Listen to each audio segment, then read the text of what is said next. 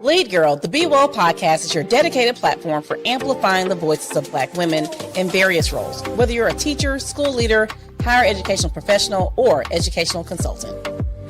Join us as we honor the stories of remarkable Black women and share insights from our distinctive journeys in education and life.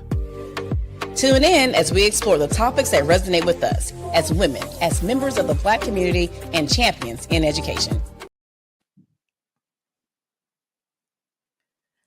Welcome to Lead Girl, the Be Well podcast, where we amplify the voices of Black women in educational leadership. We are your hosts, Trelane and Jocelyn. Good evening, Jocelyn. I'm so excited for this conversation. What about you? Oh, always. Today's topic is, I think, so important for so many of us in education. And so I am definitely excited because it's a conversation we don't always get to have. Definitely. And with the season, the November, we're about to be celebrating Thanksgiving. I thought it was appropriate for us to really start to think about gratitude and how important it is in our work, because sometimes, as we know, as educators, we're not always thanked, right?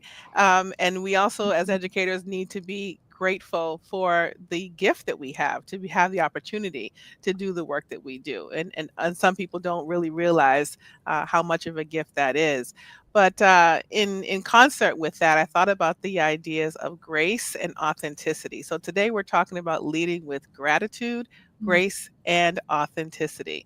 And I couldn't think of two better folks to talk about this than these two ladies, these powerhouses in education that are members of Be Well. And we're in for a treat. We're in for a treat. So let's hear about who they are. Do you want to kick us off with our first guest? Sure. First, we have Dr. Alicia Gallaway, who is a Brooklyn native mother and began her education career teaching in Virginia. Since 2008, she has served in Chesapeake, Portsmouth, Stafford, and Spotsylvania. Now I'm from Texas, so these are some new terms for me. But I got to put my little Texas swing in there. But she's also served as a teacher, reading specialist, and assistant principal.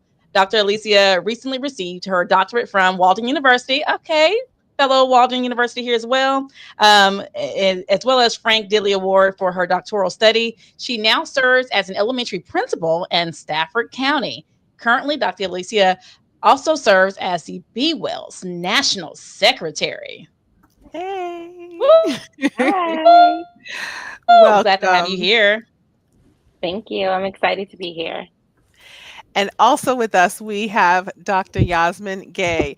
Yozmin is an experienced educator, systems leader, executive coach, multiplier, and advocate for underrepresented children and families. She's currently the chief of staff for Petersburg City Schools in Petersburg, Virginia. Yozmin began her career in Baltimore City as a first grade teacher, instructional coach, and eventually served as a principal for many years, a principal advisor to the superintendent, and as school support network lead for Baltimore City Schools. She is also the co-founder and vice president of Flight 22 Foundation, where she leads the creation and implementation of equitable and entrepreneurship programming for middle and high school students and their communities in Baltimore City, Washington, D.C., and surrounding areas. Most recently, Dr. Gay has been named an awardee of the Joseph R. Biden Jr. Lifetime Achievement Award for her dedication to equity and access in education and community advancement nationally. I told you all you were in for a treat. Welcome, my sisters. Hello. Thank you for having us. Excellent. Well, let us get this started. So we've told the crowd a little bit about you, but tell us just a little piece about what you're doing in the education space right now and what's got you waking up every day. Let's start with Dr. Alicia. Okay. So right now, as you've shared, I do serve as an elementary school principal, coming from high school. So I was there for 4 years, and decided that I needed to make a little bit of a shift. I'm super excited because I just get to work with such a young and vibrant group of people. I am at a Title I school, so there's also a need that I just get to serve a community that really appreciates any educational supports that we're able to offer. And honestly, that's what wakes me up every morning and allows me to make my 45-minute commute to get to my building. Awesome. That is excellent. Dr. Yasmin. All right, Yasmin. Thank you both, Trelane and Jocelyn.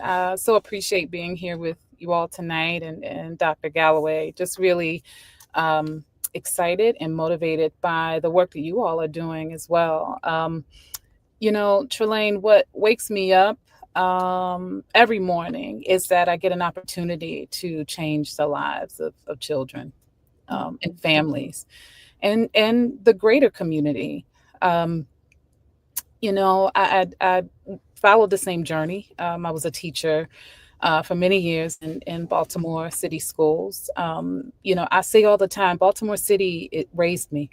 I was there for 15 years and probably could done pretty much everything you possibly could in the city, and it prepared me for doing other things within the nation. So, had an opportunity to work in Boston public schools, and that's where I met the awesome Trelane Clark in Boston. Served as assistant superintendent.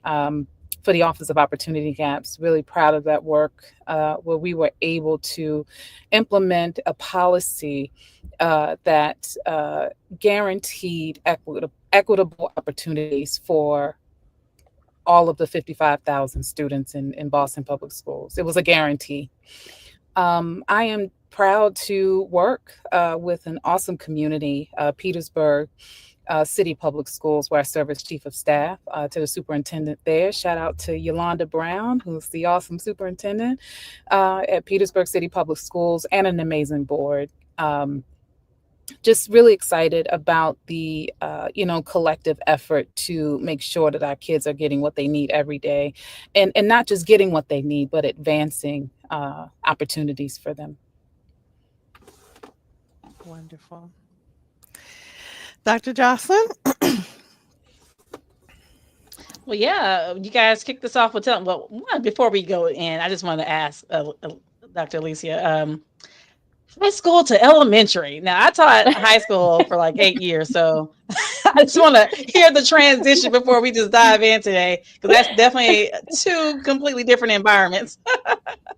So I Yes. guess why the switch? Was it just I'm just wondering. Oh, honestly, so I started my career as an elementary school teacher, and I've been at all three levels now. I left elementary school, became a reading specialist, went to middle school, and then that's when I transitioned into my administration journey. Went to high school as an assistant principal, and honestly, I I really enjoyed working with the young adults, but there were so many things that I started seeing happening in high school that Hmm. I really just wanted to go back to the beginning.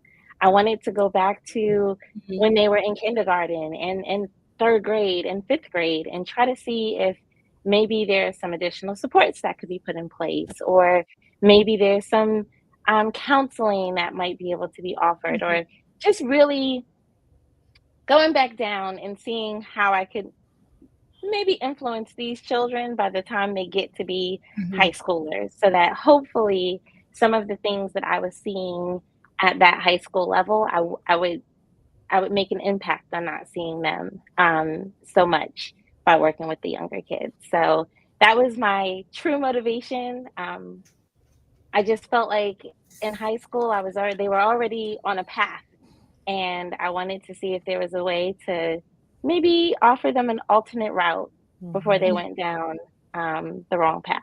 Mhm. Mhm.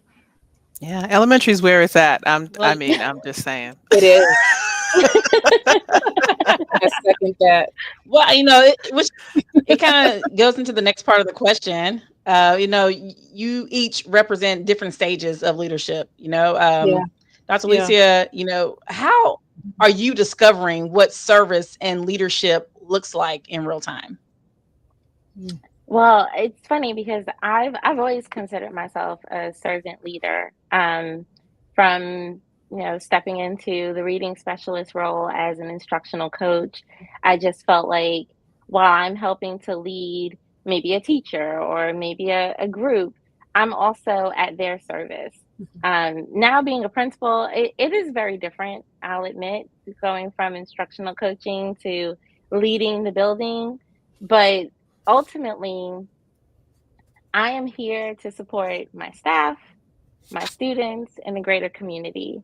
And so, whatever it is that they need, the hardest part I found is just trying to balance everyone's needs at once, right? So, you have the needs of the students, but then your staff also has certain supports and needs that have to be put in place. And at this present moment, that's been the biggest challenge for me as a first year principal is just balancing everyone's needs and understanding how to prioritize Mhm. when I need to advocate for my staff and when I need to advocate for my students. But I'm excited about it, and I think so far I'm 9 weeks in and getting ready to wrap up my first semester. So everyone seems happy and excited about being in the building, and that means that I think I'm doing the thing right now. You are. Absolutely. And Yasmin, can you share how service and leadership has evolved during your leadership tenure? Yeah.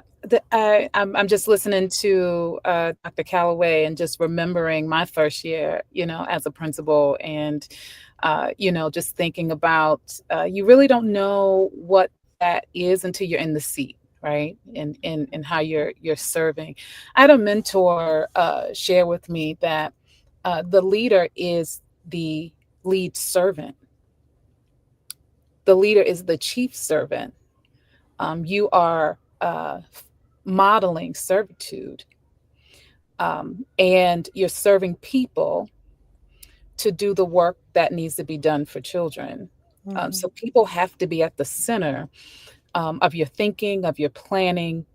Mhm. And I think that's the greatest lesson that I've learned is that people come from all walks of life. And as the leader, you have to be in tune with who you have, and who's on your team, because people drive programs. Programs don't drive themselves. Mhm. You can have all the great programs in the world, but it doesn't move or make traction until the people are able to understand, and are able to work together to move the needle. So, if I would say any lesson that has been learned is to really focus on your people, and it evolves, right? The concept of leadership, I think, over the last century, has evolved, because leadership, or the perception of leadership, was supervisory and management, kind of like just to be productive. But it has changed over time to focus in on your human capital. And it encompasses symbolism. It encompasses an opportunity to, as the leader, to kind of step back a little bit and let other people lead, those that have specific gifts. So, yeah. So, in many of my leadership roles, people have always been the center. That's great, and that leads me to this next question around leadership of teams and leading adults, right? As a Mhm. principal, you want to create that culture. You want your adults to have what they need, but at the core, Mhm. you're like, I need for my students to have what they need. But even in the midst of all of that, the Mhm. elite, the adults are looking for your guidance.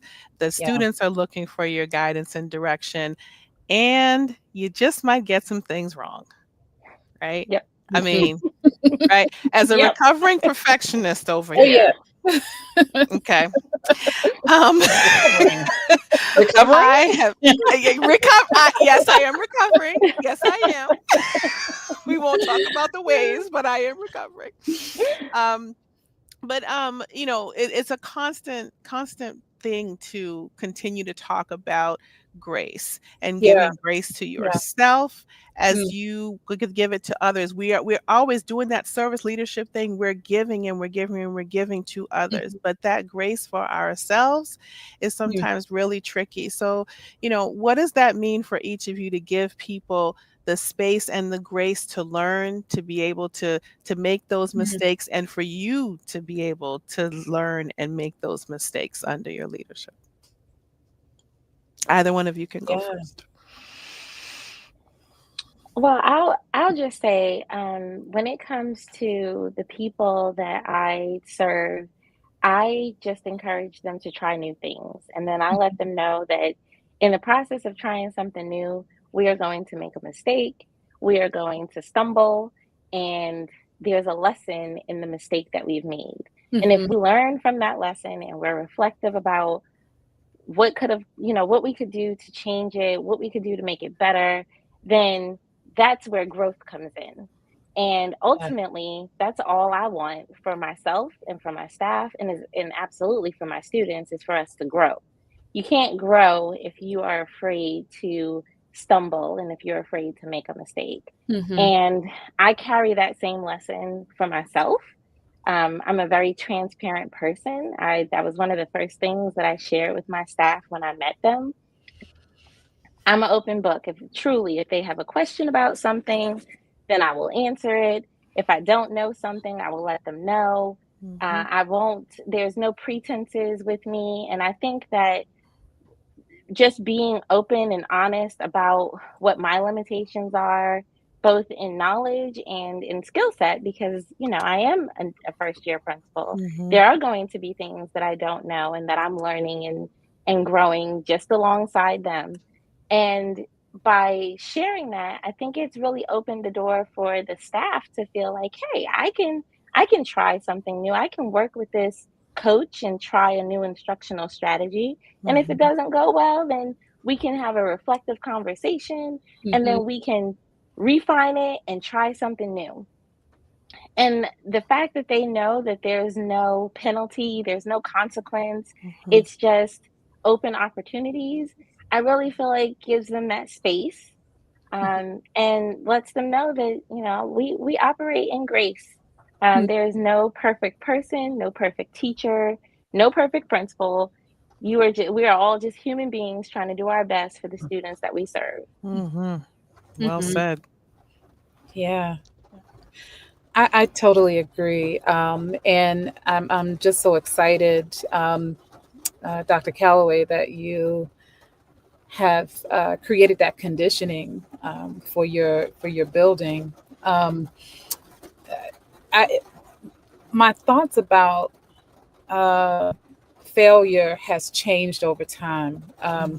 And I think in the education world, we've had a bad relationship with failure, right? Mhm. For considering the high stakes, Mhm. Yeah. um, especially in urban schools, because I've only served urban schools where most Mhm. of our children were black or brown, and also that's what I prefer, Mhm. right? Because our children are brilliant, and the opportunity to demonstrate that is really important to me. But yeah, we've had a bad relationship with failure, and I cannot say that throughout my 25 years in education, um, that I've always had grace for myself, or for others, because what was taught, right? Mhm. Um, but that has shifted, definitely. We should be looking at failure as an opportunity to understand a gap in knowledge, Mhm. right? So Mhm. you know, uh, we've made this mistake, and Dr. Galloway touched it. It's like we've made this mistake. Let's learn more about what happened. Right. Let's put that at the center of our work. What I really love about the work in Boston and my team, and also in Petersburg, I really appreciate our senior cabinet, because we do talk a lot about things that have gone wrong. We have like just recently we had like an after action meeting about something that happened out of school, and it was an opportunity to talk about, okay, what were the things that went wrong? What can we do to correct it? But grace, it depends on who it is, right? Not Mm. all of us are offered that grace specifically as Black women, Mm-hmm. right? Yep. Because Black women, our mistakes are so much greater Mm-hmm. than others. And then when we do make a mistake, there's double jeopardy. Mm. Hmm. My Double mistake jeopardy. doesn't look the same as Mm-hmm. if a white woman leader made a mistake, or a white male leader were to make a mistake, Mm-hmm. and that's substantiated in research. Mm-hmm. Mm-hmm. Definitely, definitely.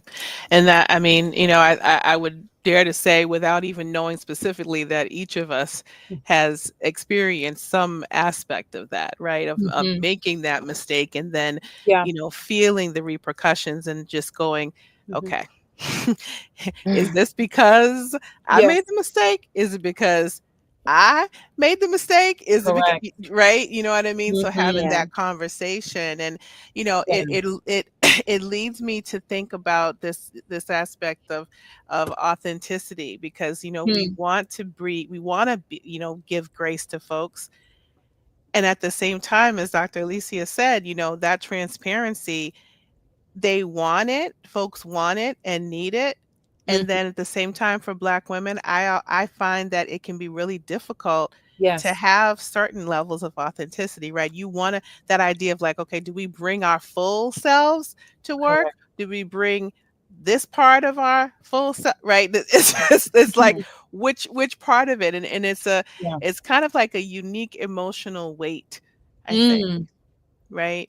Mm. That comes Mhm. with with being a Black woman in leadership. And Mhm. you gotta get it Absolutely. right. You gotta have it all together, because man, Mhm. don't let a shoe drop, because what are they going to say? And so Exactly. I Yeah. wonder how that tension has landed with both of you. Yeah. Just in response to that, Trelane, that's for me specifically, I can speak personally that sometimes when mistakes happen, I not only feel it emotionally, I feel it psychologically and also Mm, physiologically. mm, wow. The stress and anxiety of something going wrong and the perception of not being a efficient leader. Mm, yeah. Yeah. Is that the same for my counterpart who isn't Black, right? Do they feel the same way? I Hmm. wonder. One of the, I think, one of the best books for me that I've read in a long time was Resvin Renigan's My Grandmother's Hands, Mm, where it talks about that trauma, right? mhm, That lies in our nervous system uh, of our enslaved ancestors, and the feeling of making a mistake and the harm that comes after that. mhm. I think still resonates today, even in leadership roles. Yeah, for sure. Well, I think you're absolutely right. There's a certain fear, not so much for me in my building, but it's outside my building, Mm, right? It's mhm, Mm, in my building. I feel like we mhm. have this family culture of, hey, it's okay to make a mistake, and everyone is accepting. I'm in a very diverse building as well, which is amazing for me. I have at least 16 different countries represented in my mm, building through either staff or students. mm, So it's like a melting pot, but it's a very unique atmosphere. mhm, Now, if I step outside of my building, that's when those concerns and those fears start to come in, mm, because when you sit at the table, there's not very many people that look like me, whether they're mhm, women or men. They don't look like me, mm, and so there is that concern of, man, if something doesn't go right, how does that affect me? How does that affect my building? How does that affect the higher ups perspective of me as a leader? yeah. And so there is a bit of that um, hesitancy to be able to take certain risks outside of the building and to just see where things are going to go because I don't know if I'm being compared to someone else who, if they were to make the same mistake that I made, or if they were to make the same decision, not even mistake, but if it was just a decision that I Mhm. made, and that other person who doesn't look like me made that same decision, would the perception be the same? Would it Mm. be okay that they did what they did? Or would there be a question the same way that there's a question on me? So Mhm. absolutely there is a certain sense of tension and concern for me in that regard. And when you talk about being able to be authentic, um, I have to be honest and say, while I'm very transparent, I don't know that I could be my 100% authentic Brooklyn, New York native self when I step into certain atmospheres. And I'm very aware of that. I still try to be genuine, but I also have learned that there are just certain parts of me that I do have to kind of keep in my car or keep at home while I'm navigating my professional space. Mhm. And I hope that there will come a time where we, as women and as Black women, don't feel the need to do that. But that's currently where I am. Yeah, yeah, yeah. So true. And I think that there is such I always wonder, like, do white women in leadership have this same conversation with themselves? Because, of in terms of bringing their whole selves to their work. And I think that there's a certain level, like you said, this you're in a professional environment, so there's certain things that you just should not do, right? When you're in a professional environment, right? But then, how much uh, I don't know if squelching is the right word, 'cause I think it's different for different levels of people, right? But you may be squelching, aspects of your personality in order to coexist, not necessarily to assimilate or that you are going to go in and sort of be right where everyone else is, but just so that you can do what's necessary. So there's a certain amount of uh, of authenticity that we have to, I think, um, tweak, right, for the environments that we're in. Jocelyn. Yeah. So, we'll go to Dr. Yasmin or Yasmin. You've done work with targeting education effectiveness and racial equity, both areas in which grace and authenticity are both necessary, and also challenging. Um, what have you both learned about marrying your broader goals and vision while retaining the essence of who you are as a leader? Mm, that's a really good question. And pardon me, this is I'm multitasking. So I'm in the car, and all of a sudden now there's a rainstorm. So I'm hoping that you're able to hear me. It's all good. That's a really good question. Marrying my goals and maintaining authenticity.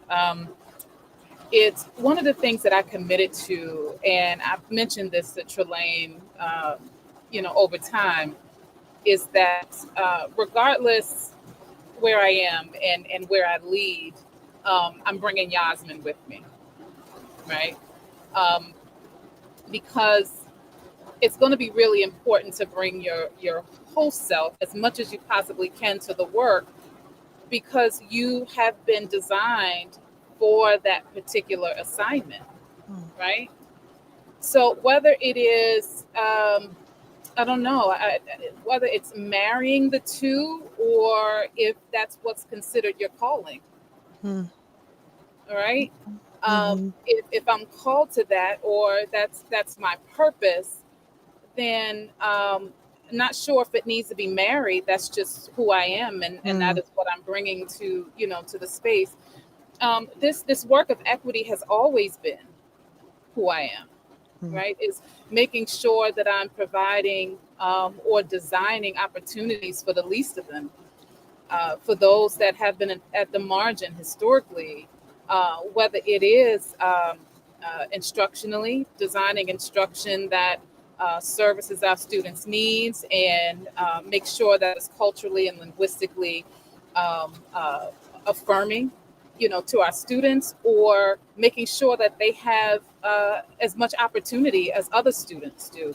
And what we understand and what we found out is that throughout the nation, our Black and Brown children do not have the same opportunities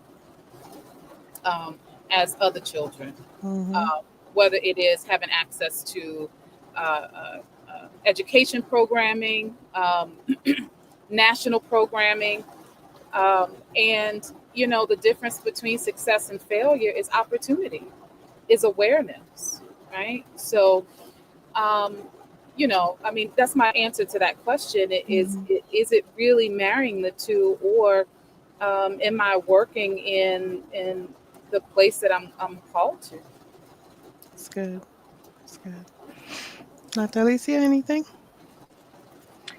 Well, I would say Yasmin definitely gave a different perspective on that question. When I first was listening to Dr. Mack kind of read that out, I was thinking, for me, it's definitely been understanding what my core values are. And then taking those core values and making sure that every decision that I make, whether it's in my personal life or my professional life, aligns with those core values. And maybe that is because those values are built on my spiritual foundation and built on where I believe God has led me to be in this moment.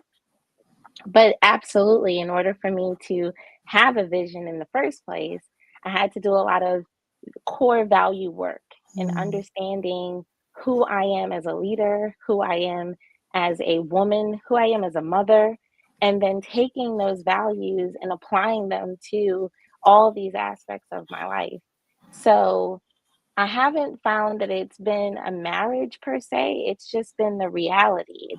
It is what it is. There is no decision that will be made without me first tuning into those values and making sure that if I say this is what I'm going to do, then it's in alignment with what I truly believe. And those things that I truly believe are all people centered. It's all about taking care of the people that I serve.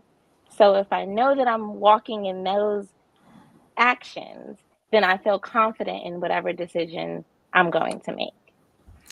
That is so beautiful. That is so beautiful. I hope that those leaders who are listening are listening and thinking about how important that, and what I'm hearing is around integrity, right? Yet another important value as a leader, and that you don't have to sacrifice your core values, but in actuality, we need them. We need them in schools. We need leaders who are actually really thinking about, I don't know, the people,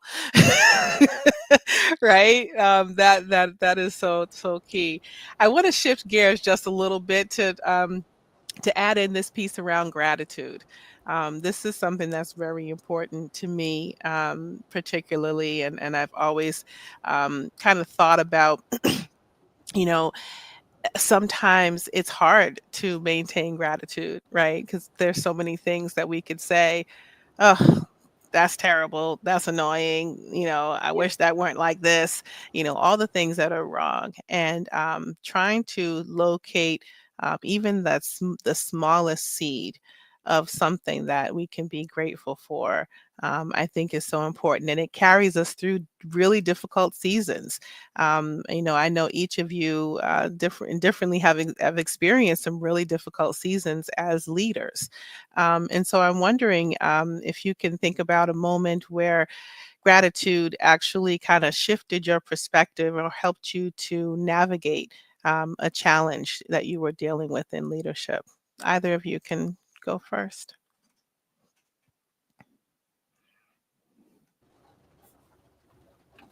Yeah, I can go. I think gratitude grounds me.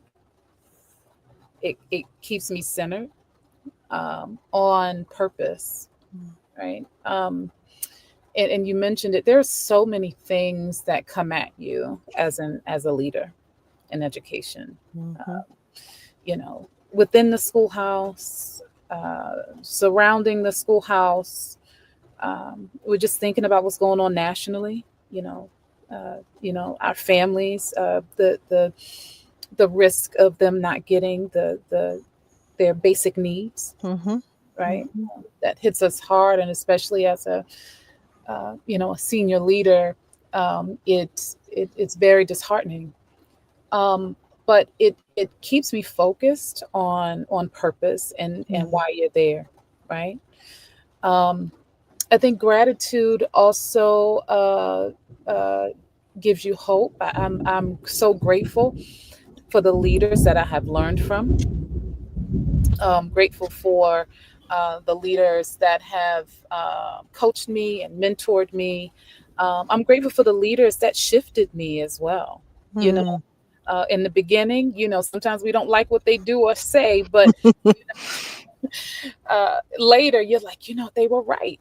And it shifted you into another realm of leadership, Mm. right? Because I think about, as we're progressing as leaders and as Black women in leadership, like you evolve, um, Mm. as you go. Leadership is never stagnant.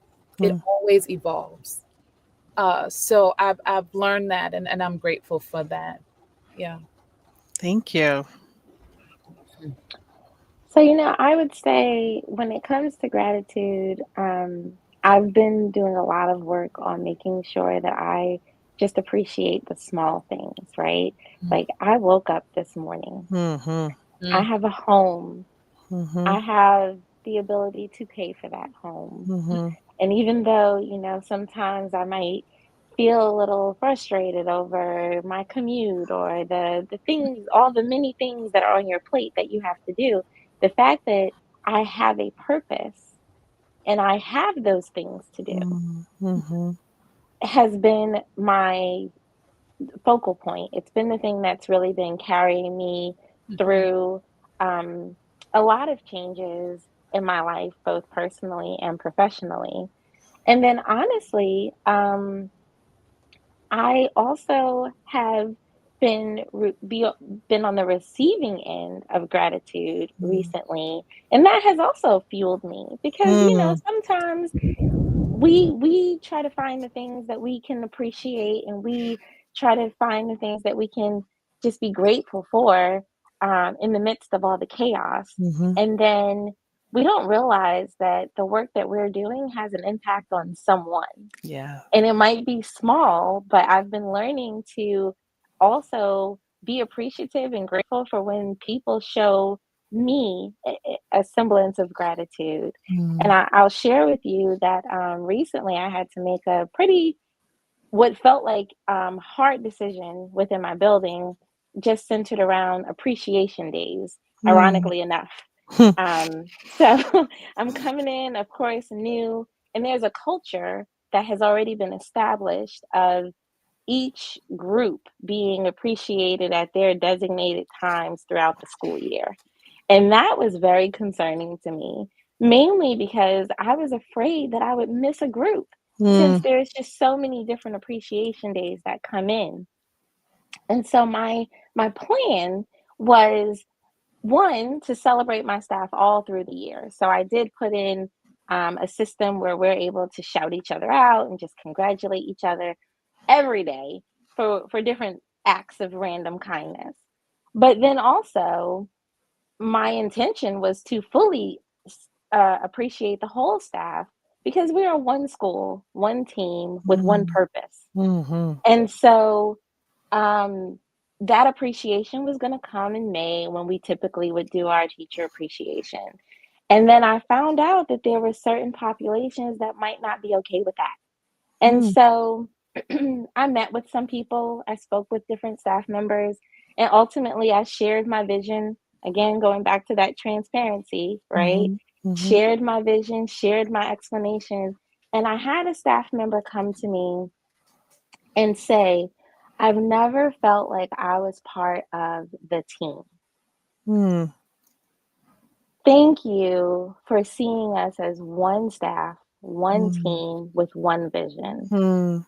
And That's that made the world of difference to me. It was mhm, one person, but it made such a difference to me because that person understood that my vision is to appreciate everybody, mhm, and knowing that we are all working through this and in this together. So that became another just moment for me to be grateful that mm, I was able to articulate that and that I was willing to be vulnerable and transparent and just put out there my beliefs so that I could get feedback. And I'm grateful that, that feedback was positive because once again, it was another thing that helped me to wake up the next morning and it helped me to make another decision. And it reinforced my belief in aligning things with my decisions with my core values. So um, the short answer is just daily practicing gratefulness, but also being, when you're on the receiving end, truly accepting it and using that to be your fuel as well. mm. What a beautiful example, you know, because sometimes we know this role, this leadership role, can be so thankless.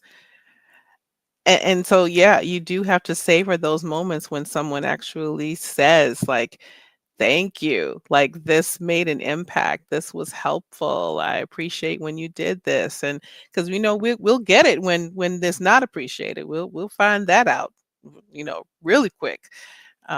But just yes, you have to just savor those moments for sure. I love that example. Yeah. Dr. Johnson, you want to ask our closing question? Welcome back. Sure.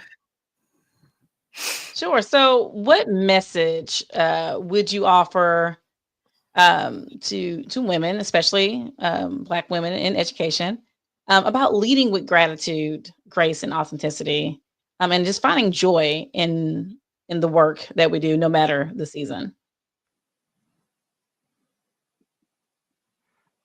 Well, I think for me, the first thing I would want my sister to know is to remember her why. We all go into education for a reason.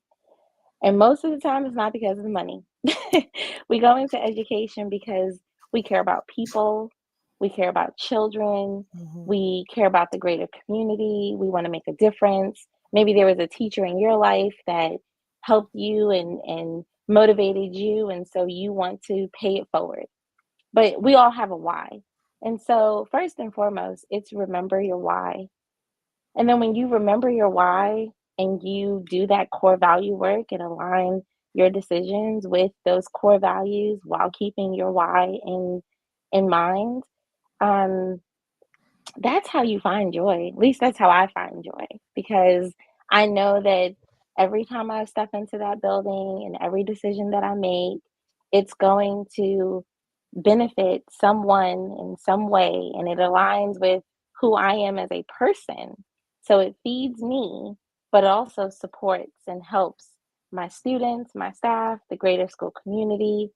And it there's no way that I can't find joy if that's what I'm focusing on. So mhm, that's what I would share with any woman that's in education. mhm, And I would also say that it's important to show up as your authentic self. You know, we are human and we're going to make mistakes. We know what the professional version of ourselves looks like, but just being true to who you are is going to be that fuel that gets you through your day. Because if you have to keep being somebody else's version of you on a day to day basis, that's mhm, going to get tired really quick mhm, and it's going mhm, to burn you out. So, showing up as your authentic self and being true to you is that's where the joy is. Love that. Love that.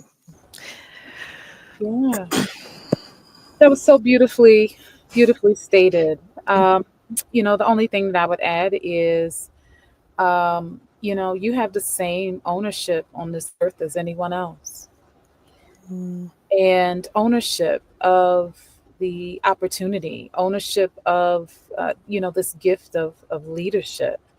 And it is always this fear of showing up authentically, but your authentic self is what is needed mm, for this very moment. mm, You're not an imposter. You're mm, supposed to be at that table, right? Regardless of what it looks like around you or what it feels like around you, you're supposed to be there. Also, to find a safe space, find other leaders, um, that you can trust, that you can talk to. We know sometimes when we leave that building, we want to get in the car and just let it out. Who is that person or people you can let it out with? mm, Right? mhm. Is find your people, Yeah. those that can help you and talk you through the toughest moments, because it's not if, it's when Mm, you will have tough moments. yeah. Yeah. Right? It's when, probably, I think about the principalship, and I always reflect back to whatever role I may be in presently. I always reflect back to the principalship. Mm, I think it taught me any and everything you need to know about leadership. mm, Why? Because you're serving so many different entities. You're serving Mm. students, teachers, Mhm. community, central office, right? mhm,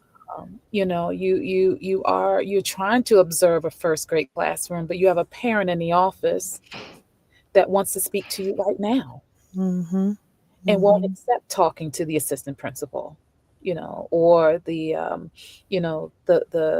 social worker. They have to speak to you right now. mhm, It's extremely hard, and that is a real example, mhm. Mhm. right? Yes, it is. Many other real examples we could provide, but Oh, so many. we would be here for another hour on the Uh-huh. podcast with Wayne and Jocelyn if we were to, to talk about that. But I always reflect back. So, I'll end with saying, you know that you're supposed to be there, um, and own it. Yeah. Yeah. This conversation sometimes, we when we have these podcasts. I mean, I wouldn't say sometimes, probably a lot of the time, it's stuff that I need. I'm just gonna be real. Mhm.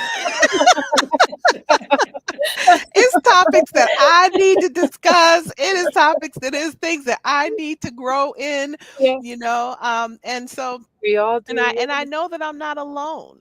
You know, Absolutely.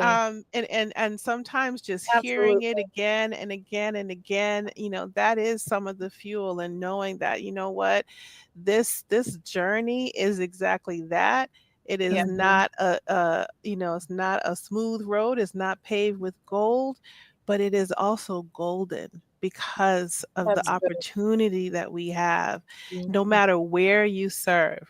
No matter Yeah. Mhm. where you serve, we have Mhm. such a special opportunity to give of our authentic selves, Yes. to provide and offer grace to people Mhm. when they don't even know what that means or what it feels like. Mhm. Mhm. Not every profession gets to do that.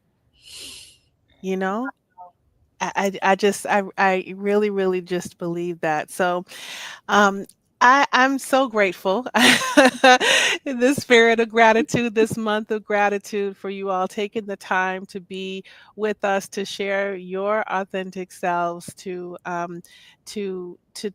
share with others, you know, how important it is, to be who you are in this work, and that it works.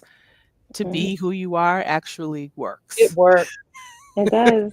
And it's freeing. Yeah. It's so It freeing to be is. able to There is be freedom It is. there. you. It is Yeah. free. Mm-hmm. Yeah. Wonderful. It is. Wonderful. Yeah.